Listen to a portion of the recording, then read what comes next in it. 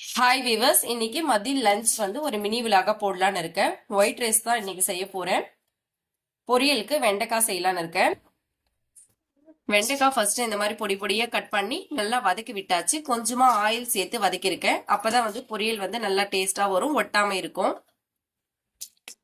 எண்ணெய், கடுகு, வெங்காயம், கொத்தமல்லி, கருவேப்பிலை எல்லாம் சேர்த்து நல்லா வதக்கி விட்டுருங்க.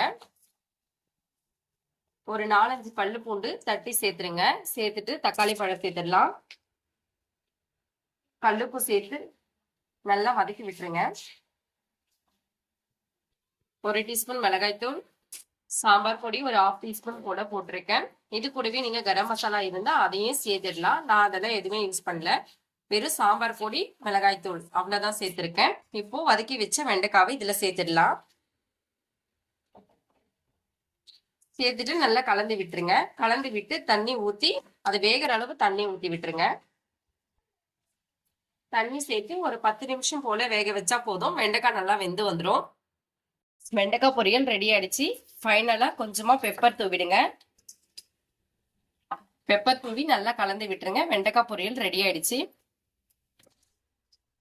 சாம்பாருக்கு கத்திரிக்காய் தக்காளி போட்டு கடையில் தான் செய்ய போறேன். கத்திரிக்காவை இந்த மாதிரி தண்ணியில கட் பண்ணி போட்டிருக்கேன். எண்ணெய், கடுகு, வெங்காயம், கருவேப்பிலை, கொத்தமல்லி, கொஞ்சமா கொத்தமல்லி எல்லாத்தையும் சேர்த்து நல்லா வதக்கி விட்டுருங்க. வரமிளகா ஒரு 5-6 போல எடுத்திருக்கேன். இதெல்லாம் நல்லா வதங்கணும். தக்காளி சேர்த்துடலாம். தக்காளி சேர்த்துட்டு இப்போ கத்திரிக்காய் சேர்த்துடலாம்.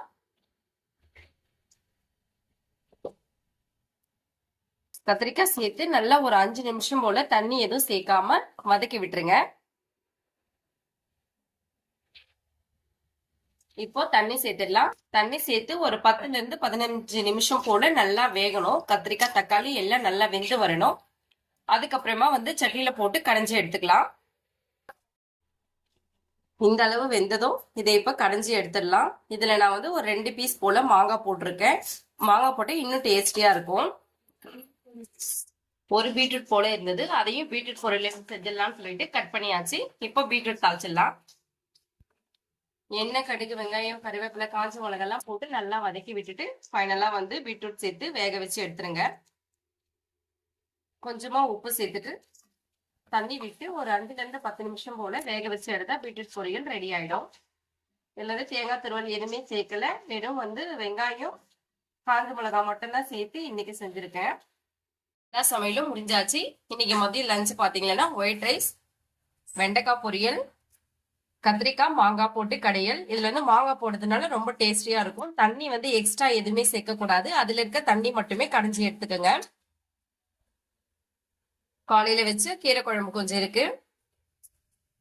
கொஞ்சமா சிப்ஸ், பீட்ரூட் பொரியல். இவ்வளவுதான் இன்னைக்கு எங்களோட லஞ்ச் மெனு.